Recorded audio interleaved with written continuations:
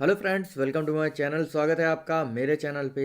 मैं हरप्रीत पटेल बात करूंगा आपसे इस वीडियो में बहुत ही महत्वपूर्ण टॉपिक के बारे में, जिसका नाम है संज्ञानात्मक विकास का सिद्धांत, जो कि दिया है जीन पियाजे ने। और इसके बारे में हम लोग विस्तृत रूप से चर्चा करेंगे। बहुत ही महत्वपूर्ण टॉपिक आपके लिए है। और अगर आप चैनल पर नए हैं तो चैनल सब्सक्राइब कर लीजिएगा, बेल आइकन दबा दीजिएगा, जिससे कि आपको नई वीडियोज़ की नोटिफिकेशन समय से मिलती रहे। अगर आपने पिछली वीडियो नहीं देखे हैं तो ज़रूर देखिएगा, क्योंकि जो वीडियोस हैं काफ़ी महत्वपूर्ण हैं आपके लिए। तो शुरू करते हैं आज का वीडियो। अगर आपको अच्छा लगे लाइक कर दीजिएगा, शेयर कर दीजिएगा। तो पढ़ेंगे संज्ञानात्मक विकास के सिद्धांत के बारे में। आप देख रहे होंगे ये जेंटलमैन हैं जीन पियाजे महोदय, और ये निवासी थे स्विट्जरलैंड के।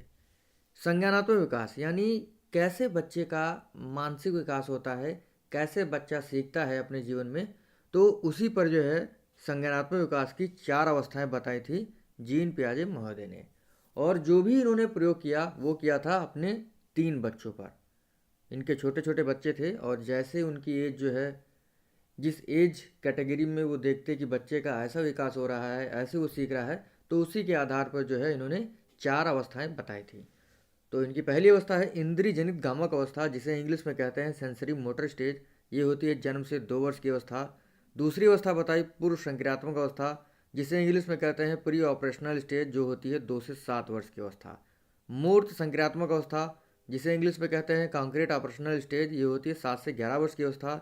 चौथी अवस्था है औपचारिक संक्रियात्मक अवस्था, जिसे फॉर्मल ऑपरेशनल स्टेज कहा जाता है। देखिए ये 4 अवस्थाएं हैं, और एग्ज़ाम में सीधे पूछा जाता है कि पूर्व संक्रियात्मक अवस्था का समय कितना है। तो आपको बताना है 2 से 7 वर्ष की जो अवस्था होती है वो होती है पूर्व संक्रियात्मक अवस्था। एग्ज़ाम में सबसे ज़्यादा बार पूछा जाता है मूर्त संक्रियात्मक अवस्था को। तो ये है 7 से 11 वर्ष की अवस्था। तो ये 4 अवस्थाएं हैं, इनको बारी बारी से हम लोग पढ़ेंगे, ध्यान से पढ़िएगा।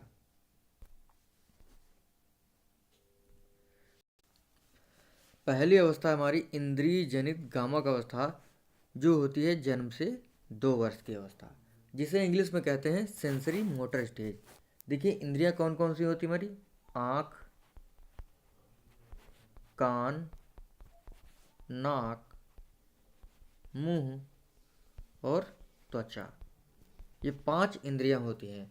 और गामक क्या होता है? देखिए ऐसी क्रियाएं जिनको हम शरीर के माध्यम से करते हैं, यानी ऐसी क्रियाएं जो हमारे शरीर से जुड़ी होती हैं, गामक क्रिया कहलाती हैं। देखिए ये ऐसी अवस्था है जिसमें बच्चा जो होता है वो इंद्रियों पर आधारित क्रियाएं करता है। पहला पॉइंट लिखा हुआ है। दूसरा पॉइंट लिखा हुआ है शारीरिक क्रियाओं द्वारा। देखिए इसमें जो बच्चा होता है वो इंद्रियों और शारीरिक क्रियाओं के माध्यम से सीखता है। इसी वजह से इस अवस्था को इंद्रिय जनित गामक अवस्था, सेंसरी मोटर स्टेज कहा जाता है। जैसे मान लीजिए कोई एक छोटा सा बच्चा है, और उसकी माँ उसे कोई खिलौना देती है, तो सबसे पहले क्या करता है? हाथ में पकड़ता है और सीधे मुंह में ले जाता है, नाक की तरफ ले जाता है, आँख की तरफ ले जाता है। तो बच्चा जो होता है आँख, कान, नाक, मुंह, त्वचा और हाथ यानी शरीर के माध्यम से सीखता है। इसी वजह से इस अवस्था को इंद्रिय जनित गामक अवस्था कहा जाता है। जो हमारा थर्ड पॉइंट लिखा है, वस्तु स्थायित्व का गुण जो है इसमें पाया जाता है।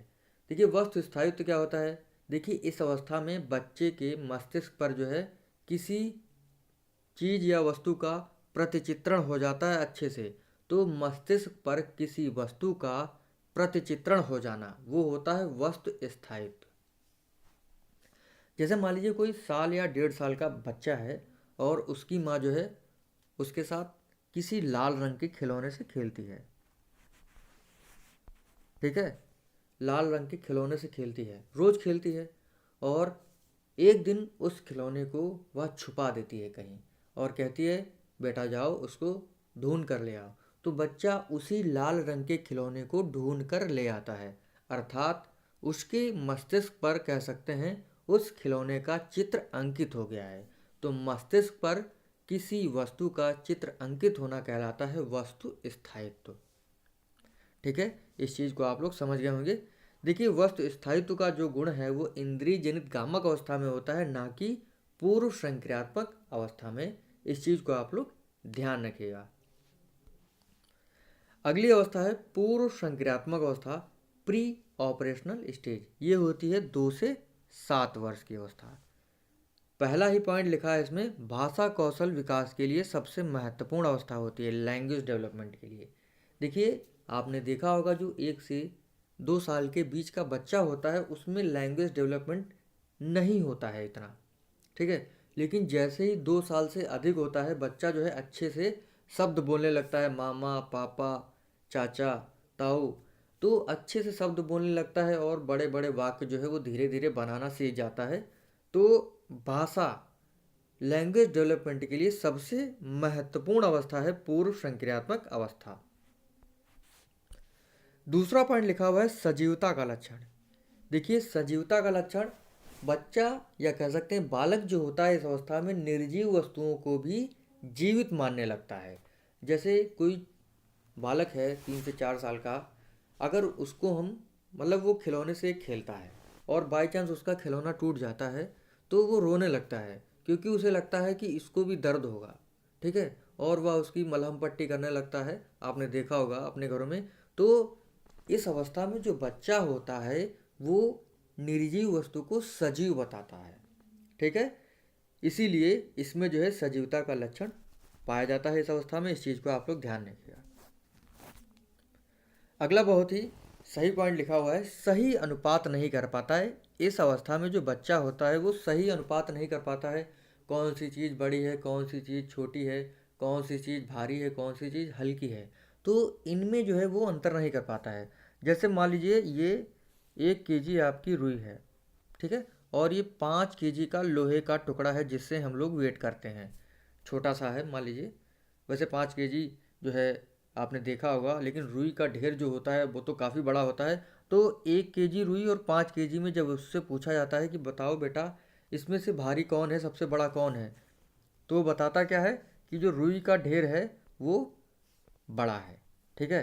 तो बच्चा जो होता है वो अंतर नहीं कर पाता है कि 1 kg रुई भारी है या 5 kg लोहे का टुकड़ा। अगर उसे दिखाया जाए तो वो कहता है कि 1 kg रुई बड़ी है, भारी है। तो इस अवस्था में जो है बच्चा सही अनुपात नहीं कर पाता है। अगला पॉइंट है अतार्किक चिंतन। कह सकते हैं इस अवस्था में जो बच्चा होता है या बालक होता है वो बिना हाथ पैर का तर्क करता है। जैसे कभी कहेगा कि अगर हम उससे पूछे बेटा पानी क्यों बरस रहा है, तो वो कहेगा धूप चली गई इसी वजह से पानी बरस रहा है। अगर हम पूछे, वो कहता है ट्रेन चल रही है, तो कहेगा पेड़ भी चल रहे हैं। तो इस अवस्था में जो बच्चा होता है वो अतार्किक चिंतन करता है, बिना हाथ पैर का जो है वो तर्क करता है। अगला पॉइंट लिखा है सही चित्र नहीं बना पाता है। देखिए, इस अवस्था में जो बच्चा होता है वो सही चित्र नहीं बना पाता है। अगर हम उससे कहें बेटा ये फिगर आपको अच्छे से बनाना है इस तरीके से, ठीक है, तो वो क्या करेगा, वो अलग प्रकार से बनाएगा, कहीं ये बनाएगा, कहीं ऐसे बनाएगा, कहीं ऐसे बनाएगा। तो इस अवस्था में जो बच्चा होता है, मैंने पढ़ाया है बच्चों को, मैं पढ़ाता हूँ, तो जब भी मैं फिगर बनाता हूँ तो वो अलग प्रकार से ही फिगर बनाते हैं। ब्लैक बोर्ड पे मैं कुछ बनाता हूँ, वो कापी में कुछ और बनाते हैं। तो इस अवस्था में जो बच्चे होते हैं वो सही प्रकार से चित्र नहीं बना पाते हैं। अगला है पलटावी का गुण जो है इसमें नहीं पाया जाता है। यानी बच्चों को अगर हम 1 से 100 तक गिनती सिखा दें, ठीक है, तो 1 से 100 तक हमने गिनती तो सिखा दी, तो उनको सीधे ही याद रहेंगी। अगर हम उनसे कहते बेटा 100 से 1 तक उल्टा गिनती लिखो, तो वो नहीं लिख पाते हैं, यानी वो उल्टा नहीं जा पाते हैं, उल्टा नहीं जा पाते हैं।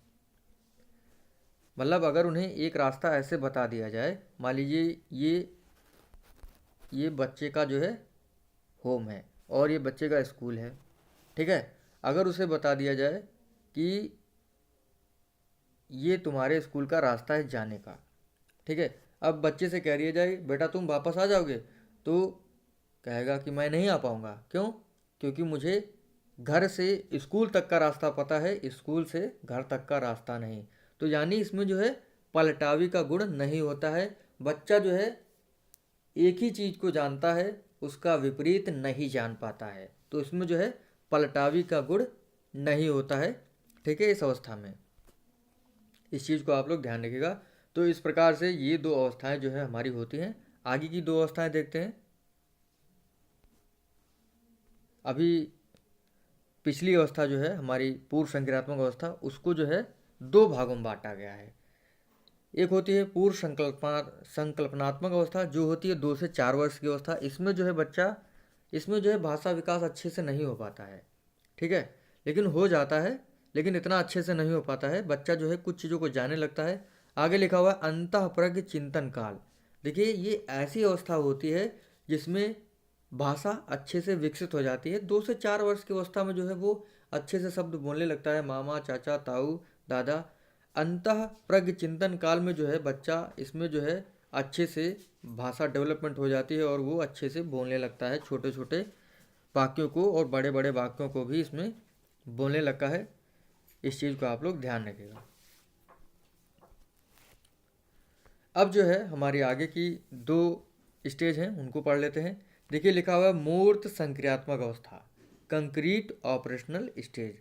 मूर्त, मूर्त क्या होता है? देखिए जिन चीज़ों को हम अपनी आंखों के सामने देख सकते हैं, उनको छू सकते हैं, वो होता है मूर्त, ठीक है। इस चीज़ को आप लोग ध्यान रखिएगा। तो मूर्त वो चीज़ें होती हैं जिनको हम देख सकते हैं अपनी आंखों के सामने और उनको छू सकते हैं, ठीक है। तो मूर्त संक्रियात्मक अवस्था जो होती है आपकी 7 से 11 वर्ष की अवस्था, इंग्लिश में जिसे कॉन्क्रीट ऑपरेशनल स्टेज कहा जाता है। मूर्त वस्तुओं पर आधारित जो है इसमें चिंतन करने लगता है। बच्चे के सामने जो चीज़ होती है उस चीज़ को देखकर वो चिंतन करना शुरू कर देता है इस अवस्था में। अगला लिखा हुआ है सही अनुपात कर लेता है। बच्चा जो है इसमें सही अनुपात करने लगता है। अगर आप उससे पूछेंगे कि बताओ बेटा 1 kg रुई ज़्यादा है कि 5 किलो का लोहे का टुकड़ा, तो वो बताएगा 5 kg लोहे का टुकड़ा जो है वो भारी है। तो बच्चा जो होता है इसमें सही अनुपात करने लगता है।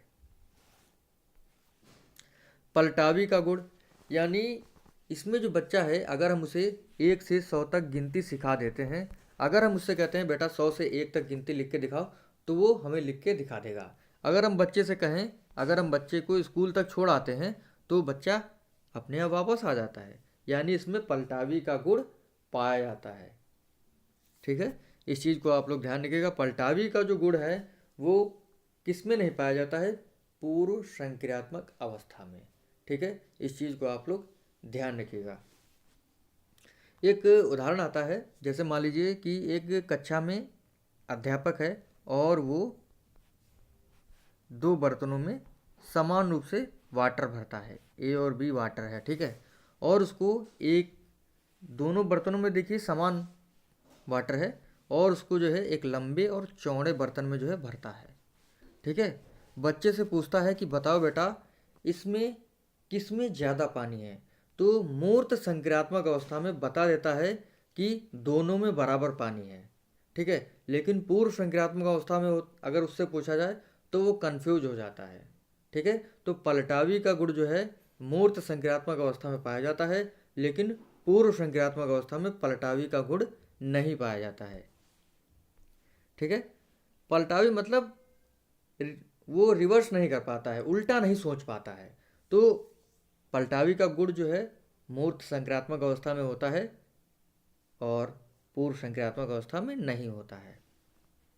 अगला है क्रम, आकार, भार और क्रमबद्धता आदि को समझने लगता है। इस अवस्था में अगर हम किसी बच्चे को आरोही क्रम में कोई वस्तुओं को कहते हैं रखो, तो वो रख देगा। मान लीजिए आरोही क्रम में मतलब बढ़ते हुए क्रम में उससे कहें लिखो बेटा, या किसी वस्तु को, कोई 4 वस्तुओं को रखिए,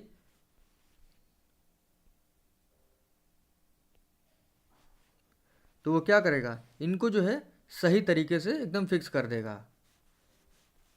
तो इस अवस्था में जो है क्रम, आकार, भार और क्रमबद्धता को बच्चा समझने लगता है। अगला पॉइंट है डे, डेट, मंथ और ईयर। आपने देखा होगा इस अवस्था में जो बच्चा होता है वो डेट जानने लगता है, संडे, मंडे, ट्यूसडे जानने लगता है, कौन सा मंथ चल रहा है, कौन सा साल है, तो वो जानने लगता है इस अवस्था में। इस चीज़ को आप लोग ध्यान रखिएगा। तो मूर्त संक्रियात्मक अवस्था 7 से 11 वर्ष की होती है। इस पर जो, इस अवस्था में जो चिंतन होता है मूर्त वस्तु पर होता है। पलटावी का गुण इसमें पाया जाता है, सही अनुपात कर लेता है, क्रम, आकार, भार और क्रमबद्धता आदि को समझने लगता है। इस अवस्था में डेट यानी दिन संडे मंडे, डेट आज कौन सी डेट है, महीना कौन सा है, साल आदि को जानने लगता है। अगली हमारी अवस्था है अमूर्त संक्रियात्मक अवस्था। अमूर्त क्या होता है? जिसको हम नहीं देख सकते, ईर्ष्या, प्रेम, द्वेष, तो ऐसा होता है अमूर्त। और ये फॉर्मल ऑपरेशनल स्टेज कहलाती है। ये 11 वर्ष से अधिक होती है। कहीं कहीं पर आपको 11 से 15 लिखा हुआ मिलेगा, तो मैंने 11 से 15 लिख लिया है। ठीक है, तो अमूर्त संक्रियात्मक अवस्था जो है, फॉर्मल ऑपरेशनल स्टेज, ये होती है 11 से 15 वर्ष की अवस्था। और पहले इसकी विशेषता है समस्या समाधान करने लगता है। इसमें जो बच्चा होता है वो समस्या समाधान करने लगता है, समस्याओं को हल करने लगता है, जोड़ घटाना, गुणा भाग, और वो जो दिनचर्या की, जो दैनिक जीवन में जो भी समस्या होती है उसके सामने छोटी मोटी, उनको वो हल करने लगता है। कार्य का कारण जानने लगता है कि बारिश क्यों होती है, संघनन के माध्यम से। ठीक है, और मतलब बारिश क्यों होती है, कार्य का कारण जानने लगता है। कपड़े क्यों सूखते हैं, वाष्पन के कारण सूखते हैं। तो बच्चा जो होता है इस अवस्था में जो है कार्य का कारण जानने लगता है कि ये ऐसा क्यों होता है, कपड़े क्यों सूख जाते हैं जल्दी से गर्मी में, क्योंकि वाष्पन की क्रिया गर्मी में ज़्यादा होती है। तो कार्य का कारण जो है बच्चा इस अवस्था में जानने लगता है। अमूर्त चिंतन करने लगता है, उसे दुख के बारे में पता होता है कि दुख क्यों होता है, दुख प्रेम क्या होता है, तो इन पर आधारित वो चिंतन करने लगता है। अगला है कार्य स्मरण मनन आदि करने लगता है। देखिए इसमें जो है वो छोटे छोटे कार्य करने लगता है। अगर आप उसे कुछ बनाना सिखा देंगे लकड़ी से या मिट्टी से तो वो बनाने लगता है। स्मरण, अगर हम उसे बड़े बड़े वाक्य या बड़ी बड़ी पोइम्स उसको याद करने के लिए दे देते हैं तो वो याद कर लेता है। मनन, अगर हम उसे बताते हैं बेटा आपको ये पाठ पूरा पढ़ के जो है मनन करके लिखना है, तो मनन करके लिख भी देता है। तो ये ऐसी अवस्था होती है जिसमें बच्चा समस्या समाधान करने लगता है, कार्य का कारण जानने लगता है, अमूर्त चिंतन करता है, कार्य स्मरण मनन आदि करने लगता है।